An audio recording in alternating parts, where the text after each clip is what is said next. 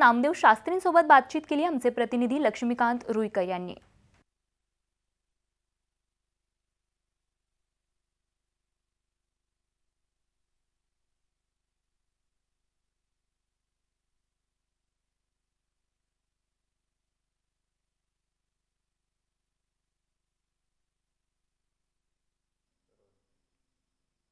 राज्याच्या ग्रामविकास मंत्री पंकजा मुंडे आणि भगवानगड तसेच महंत नामदेव शास्त्री यांच्यावरून सध्या महाराष्ट्रात एक मोठा नवा चर्चेचा विषय सुरू आहे। काय आहे नेमका वाद, महाराजांची भूमिका काय आहे ही आपण त्यांच्याकडूनच जाणून घेऊया। महाराज काय सांगा? नमस्कार, तुम्ही प्रश्न विचारा, मी सांगेल। तुमची भूमिका काय आहे? तुम्ही ज्या पंकजा मुंडेंना गोपीनाथ मुंडे यांच्या निधनानंतर अवघ्या 14व्या दिवशीच या गडाची मानसकन्या म्हणून जाहीर केलं, ती मानसकन्याच कुठंतरी आता गडाला आणि तुम्हाला म्हणजेच आपल्या कुटुंबालाच अडचणीत आणते असं वाटतं? नाही नाही, असं काही नाही। महत्वाची गोष्ट अशी आहे की दोन व्यक्तिमत्व हे वेगळे वेगळे आहेत। भगवान गडाचे राजे हे भगवान बाबा आहेत। 51 साली या गडाची स्थापना केलेली आहे। आणि जसं देहू वेगळं आहे आणि आळंदी वेगळं आहे, तर जरी तुकोबाराय श्रेष्ठ असले तर ते आळंदीचं वास्तव्य नसतं, तसं मुंडे साहेबांच्या अस्तित्वामध्ये भगवानगड समाविष्ट होता। पण मुंडे साहेब गेल्यानंतर त्यांनी त्यांचं अस्तित्व वेगळं तयार केलं। हा इतिहास आहे, ही भारताची परंपरा आहे। जसं आळंदी म्हटल्यानंतर ज्ञानोबाराय पैठण म्हटल्यानंतर नाथ महाराज, अशाच पद्धतीने भगवानगड म्हटल्यानंतर भगवान बाबा। यावर्षी 12/12ला म्हणजे मागच्या वर्षी 12/12/15ला गोपीनाथ गडाचं उद्घाटन झालं आणि भगवान बाबांचं आपले गोपीनाथांचं एक अस्तित्व नवीन उदयाला आलं गडाच्या रूपाने। मग त्याच ठिकाणी मी हे जाहीर केलं, राजकारणामध्ये जसे रायगड आहेत, ज्याप्रमाणे सज्जनगड आहेत, एक गुरुगादी आहेत आणि एक राजकारणाची गादी आहे, तसं या समाजामध्ये अशाच पद्धतीने व्हायला पाहिजेत। सगळ्या समाजातल्या लोकांनी दर्शनाला गडावर यावं, राजकारणासाठी गोपीनाथ गडावर जावं। असं म्हटलं जातं की त्यांनी गोपीनाथ गड निर्माण करायला आपली परवानगी होती किंवा होती, परंतु चुकीचं आहे। गड हे नाव दिल्यामुळं कुठंतरी नाही नाही, असं नाही काही। त्यांनी गड नाव दिल्यामुळं खूप चांगलं केलं। एक तर तो वारसा हक्क जो भगवानगडावर आज दाखवते पंकजा, की वारस हक्काने मला भाषण पाहिजे, तो वारसा हक्क गोपीनाथ गडावर राहील, हा एक महत्त्वाचा प्रश्न आहे। परंपरेने राहील, वंश परंपरा राहील। हे धार्मिक ट्रस्ट आहेत। माझ्या अगोदर राजपूत समाजाचे भीमसिंग महाराज महंत होते, ते 39 वर्ष या गडाला त्यांनी सांभाळलेले आहेत। 40 नारळी सप्ते आहे, ज्याच्यामध्ये एका सप्ताहामध्ये 30 ते 35 लाख रुपये खर्च असतो, असे 40 सप्ते मराठा समाजाने केलेले आहेत। वारकरी संप्रदायाचा गड असून हा जातीपाती विरहित आहे। कदाचित अपवाद म्हणून भगवानगडाने गोपीनाथरावला स्वीकारलेला आहे। माझंही प्रेम आहे, पण ही प्रॉपर्टी, ही वस्तू, हा गड हा भगवान बाबाचा आहे। मीडियाला माझी विनंती आहे की कुठेतरी या गडाच्या राजाकडे, भगवानगडाकडे आपण लक्ष द्यावं। जरी हा दसऱ्यापुरता तणाव असला, भाषणापुरता, पण हे गड न माझा आहे, न पंकजाचा आहे, न गोपीनाथरावचा आहे। ही प्रॉपर्टी सार्वजनिक आहे आणि भगवान बाबाच्या मालकीची आहे। पैठणवर दुसरा संत हक्क दाखवू शकत नाही, तसं भगवानगडावर दुसरा व्यक्ती हक्क दाखवू शकत नाही। पण कुठंतरी गोपीनाथ मुंडेंना एक न्याय आणि पंकजाला वेगळा न्याय, त्यांचीच मुलगी आहे ती, स्पृश्य नाही, बरोबर आहे। गोपीनाथरावच्या टायमाला ते एकटे होते, त्यांना पर्याय नव्हता, दुसरं व्यक्तिमत्व नव्हतं। आज त्यांच्या पिढ्या सुरू झालेल्या आहेत, धनंजयच्या रूपाने आहेत, पंकजाच्या रूपाने आहेत। हे जे आपसातले झगडे भांडणं हे भगवानगडाला परवडत नाहीत। आज सत्ता आहेत म्हणून पंकजाच्या मागे आहेत, उद्या धनंजयची सत्ता आली तिकडे जाणार आहेत। कार्यकर्ते आणि लोक याच्यावर मी विश्वास ठेवत नाही। चंद्र सूर्य असेपर्यंत माझा भगवानगड हा अजरामर आहे। त्या दोन बहीण भावाच्या वादात गड भरडला जातोय असं वाटतंय का? की तुम्हाला आमचं व्यक्तिमत्व स्वतंत्र आहे, पण तुमच्या माध्यमातून ते दोघं जण आपले जे राजकीय हेवे दावे आहेत किंवा राजकीय इप्सित आहे ते साध्य करण्याचं नाही, धनंजयने कधी इच्छा नाही व्यक्त केली की मला बोलावं म्हणून। हे चुकीचं आहे। म्हणजे अर्थात त्यांची बाजू घेतोय असाही आरोप तुम्ही करू नका माझ्यावर, पण त्यांनी कधी म्हटलंच नाही आयुष्यामध्ये की मला गडावरून भाषण करायचं आहे म्हणून, आग्रह केला नाही कधी। उलट त्याच्यावर अन्याय झाला होता की तो ज्यावेळेस इथं आला होता त्यावेळेस त्याच्यावर दगड पडले होते, पण त्यांनी इतकी टोकाची भूमिका त्यावेळेस घेतली नव्हती जी आज घेतली जाते कन्या मांडल्यानंतर. हे चुकीचं आहे. नाही, पण ही कन्या अशा पद्धतीनं त्रास देते. नाही, तरी नाही. बोच आहे की नाही, त्रास होतोय? ऐकत नाही याचा प्रत्येक वडिलाला त्रास असतोच. मुलगा ऐकत नाही त्यावेळेस बापाचाही नाईलाज होतो, मारताही येत नाही आणि बोलताही येत नाही आणि कळतही नाही, याचं एक दुःख असतं. ते दुःख तर माझ्या मनात राहणार, ती सल ही कायमस्वरूपी राहणार. पण हा जो अट्टहास आहे किंवा याला काय म्हणाल, हा दुराग्रह आहे का की भाषण झालं करणारच हा दुराग्रह आहे असं म्हणतात? मुळात भाजप हा मोठा पक्ष आहे. इथं मेळावा झाल्याने न झाल्याने पंकजावर किंवा भाजपवर काही परिणाम होईल असं नाही. तिला कन्या म्हणून जेव्हा जाहीर केली तेव्हा समाजाने तिला स्वीकारलेला आहे. हा प्रश्न कुठेतरी इगोचा वाटतो मला की मी मुलगी आहे, मला बोललंच पाहिजे.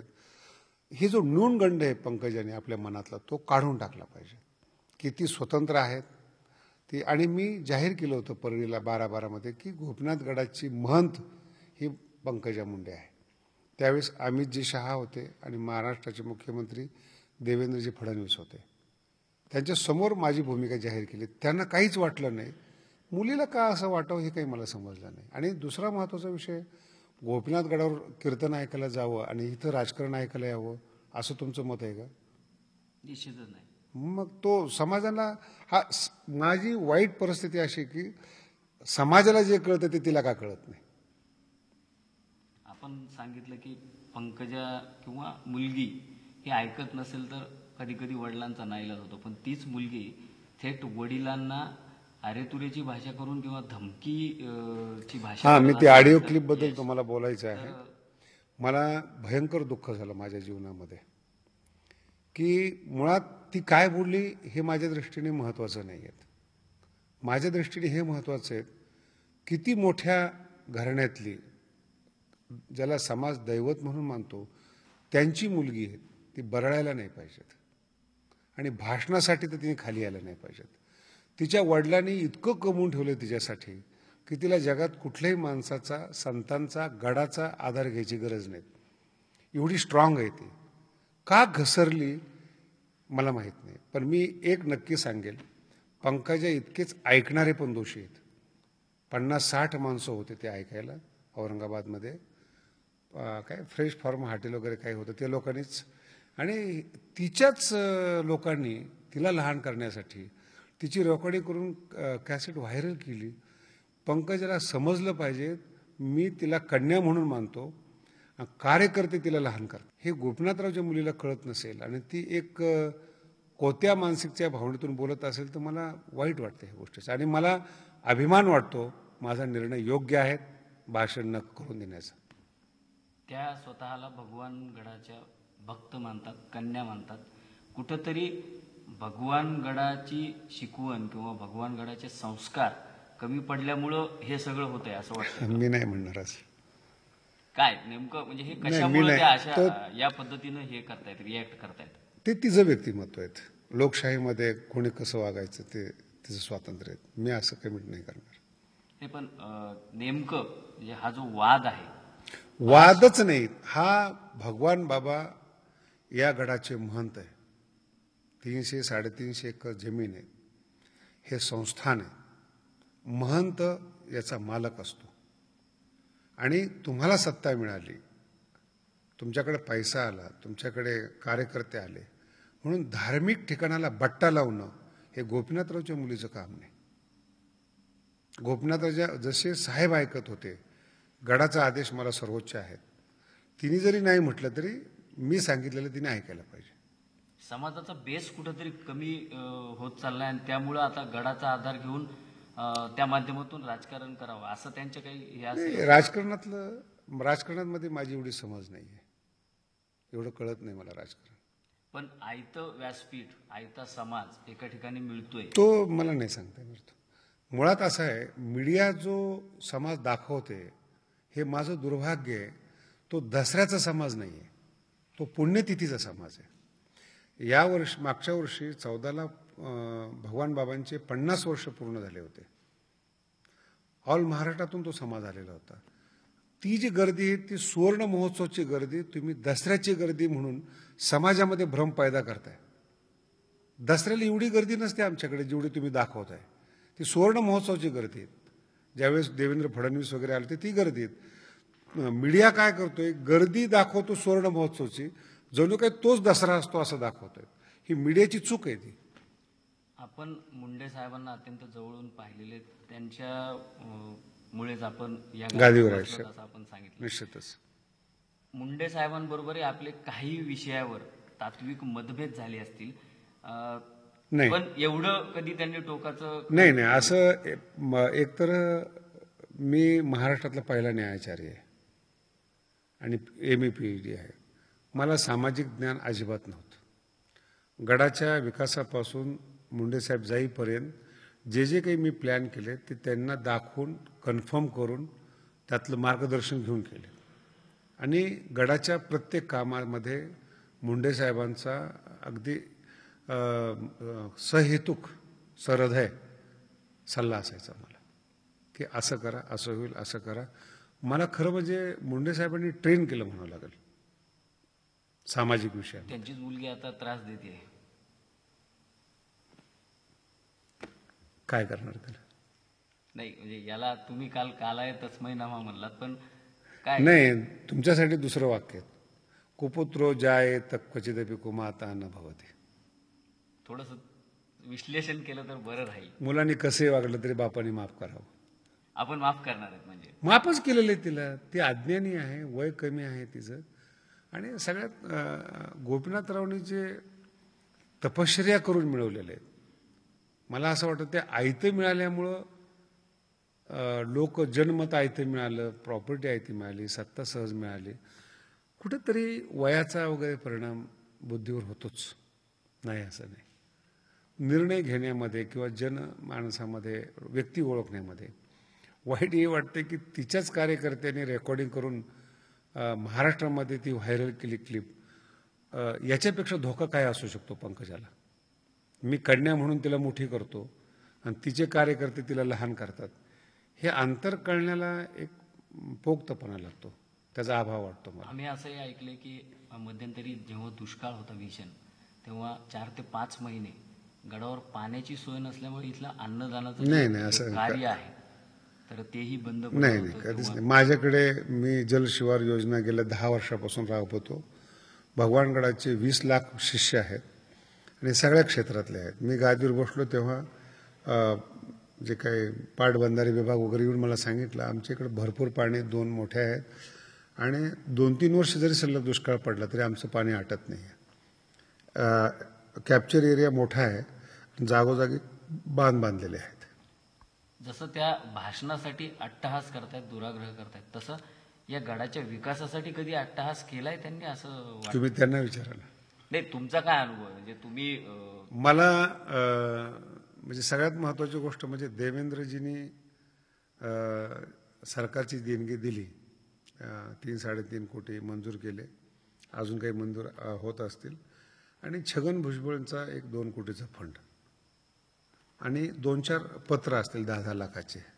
एवढं सोडून पूर्ण गडाच्या विकासामध्ये कोणाचंही सहकार्य नाही.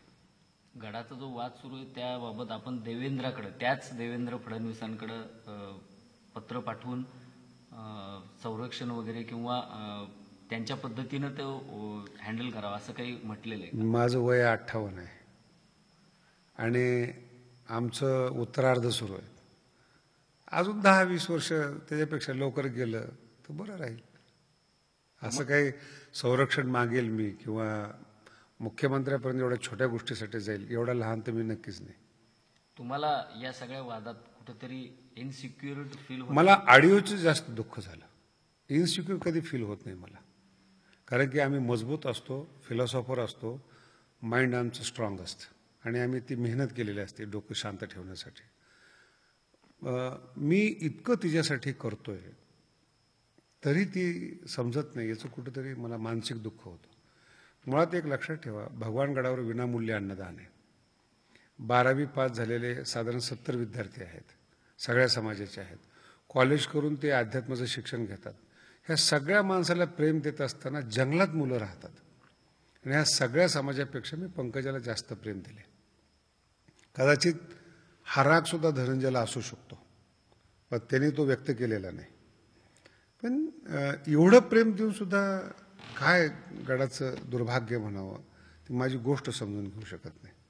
तुमची निवड चुकली कन्या म्हणून जाहीर करण्यात नाही असं नाही कुठेतरी नाही तर वारसा कधीतरी असं खंत की हे जे तिने जी ऑडिओ क्लिपमध्ये जे बोललेलं आहे ज्या पद्धतीनं, ती गोपीनाथरावच्या मुलीच्या उंचीला शोभत नाही. ती जी हाईट जी पाहिजे, तिची उंची पाहिजे, कॅबिनेट मंत्री म्हणून तिचे जे शब्द पाहिजेत आणि ते जे शब्द आहेत ऑडिओ क्लिपमधले ते धक्कादायक आहेत. मला असं, मी अजूनही त्याच्यावर विचार करतोय की हीच आहे का ती पंकजा की जी अशा पद्धतीने बोलू शकते. म्हणजे माझ्याप्रमाणे महाराष्ट्रही असा विचार करतच असणार. त्याच्यावर काही जे बुद्धिमान लोक आहेत, मुंडे साहेबांवर श्रद्धा ठेवणारे आहेत, त्यांच्याही मनाला धक्का बसणारा असेल, पण त्यांच्याकडे आज मीडिया नाही, माझ्याकडे आहे म्हणून मी प्रगट करतोय. त्यांनी आयतं खोलीत विरोधकांच्या हातात दिलंय असं वाटतं का? राजकारण हा माझा विषय नाही. त्यांच्या राजीनाम्याची ही मागणी सुरू झालेली आहे. तो त्यांच्या क्षेत्र, मी सांगितलं ना, आध्यात्मिक क्षेत्र वेगळं आहे माझं आणि राजकारण हे क्षेत्र वेगळं आहे. विरोधकांनी काय करावं किंवा सत्ताधाऱ्यांनी काय करावं तो माझा प्रांतच नाही येतो. 10-11 महिन्यापूर्वी किंवा वर्षभरापूर्वी तुम्ही जाहीरपणे लाखो लोकांच्या समोर हे सांगितलं होतं. मग त्यानंतर कधी त्यांच्याकडून या बाबतीत विचारणा झाली नाही का? तो नाही, त्यांचा स्वभाव म्हणाल. माझं त्याच्यानंतर बोलणं झालं, तास दीड तास समजून सांगितलं मी.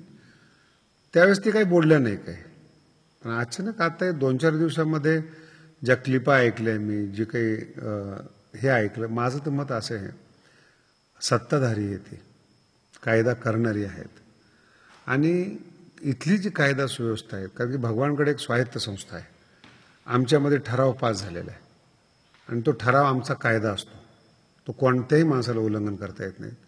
आणि हे सगळं असताना तिला निमंत्रण नसताना वारसा हक्क म्हणजे ट्रस्टमध्ये नसतो ना तो वारसा हक्क.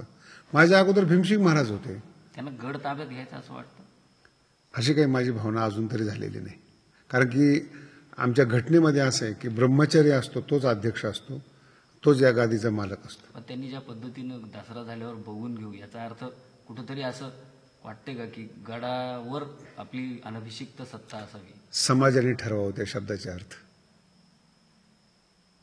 पण आता काय म्हणजे तुम्ही समाज सांगितलं भाषण भक्त होणार लोक नाही, ते तर हे तुम्ही निश्चितच आहे, सांगितलं. ते निश्चितच आहे. मग त्या दिवशी इथं जे काही पोलीस प्रशासन, महाराष्ट्र शासन आणि भक्त हा तिघांचा विषय आहे.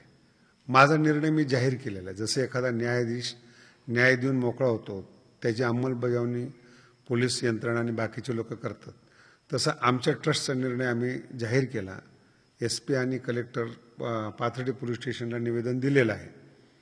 आता 11 तारखेला महाराष्ट्र पाहिल की कायदा सुव्यवस्थेचं पालन कोण करते आणि कोण करत नाही, आणि त्याची जी काही कायदा सुव्यवस्था पालन न केल्याचे परिणाम होतील ते सुद्धा कायदा आणि सुव्यवस्था तोडणाऱ्याला भोगावे लागतील. ते न्यायालयाच्या द्वारे असेल, पोलिसाच्या गुन्ह्याच्या द्वारे असेल, हे पथ्य पाळावं लागेल त्याला. आणि निमंत्रण नसताना भाषण करणं म्हणजे माझ्या भाषेत मी बोलतो, सन्मान हा आदराने दिला जातो, प्रेमाने दिला जातो. बलात्कार करून सन्मानाची इच्छा करणं हे चुकीचं आहे. जबरदस्ती नसती सन्मानामध्ये. तो एक निसर्गतः आतून आलेला आवाज असतो सन्मान. माझ्याकडे सत्ता आहे, मी वारसदार आहेत, मी अमुक आहेत म्हणून मला मान मिळालाच पाहिजेत, असं तुकोबारायांचा मुलगा कधी तुकोबाराय होत नाही. संतांचे ते आप्त नव्हते संत. तसं उंची वाढवावी त्यांनी आणि समाजाने तिला देवी म्हणून स्वीकारावं, ही माझी भावना आहे. आपण न्यायाचार्य होण्यापूर्वीही अनेक राजकारणी किंवा आपल्या क्षेत्रातले मोठमोठे लोक पाहिले असतील, तर त्यांचा आजपर्यंतचा आपला अभ्यास आणि मुंडे साहेबांसोबतचा सहवास यामध्ये पंकजा कुठेतरी खूपच इमॅच्युअर्ड वाटते असं वाटतं. मला असं वाटतं की पंकजा या शब्दावर आपण बोलणं कमी केलेलं बरं राहील. कारण की मला जेवढं बोलायचं होतं तेवढं मी आपल्या पुढे मन मोकळेपणाने बोललो, पण माझा विषय नाही हा राजकारणाचा. आपण काय लोकांना काय आवाहन कराल दसऱ्या मेळाव्यात? दसरा शांततेने पार पाडावा, सगळ्यांनी दर्शनाला यावं आणि त्या दिवशी थोडे नियम बदललेले आहेत. नाही, दसऱ्याच्या दिवशी भगवानगडावर जे बारमाही जेवण असतं ते दसऱ्याच्या दिवशी आमचं भोजनगृह बंद आहे. जी काही बाहेरून हॉटेल पुस्तकाची दुकान येतात ती सुद्धा त्या दिवशी नाही आहेत.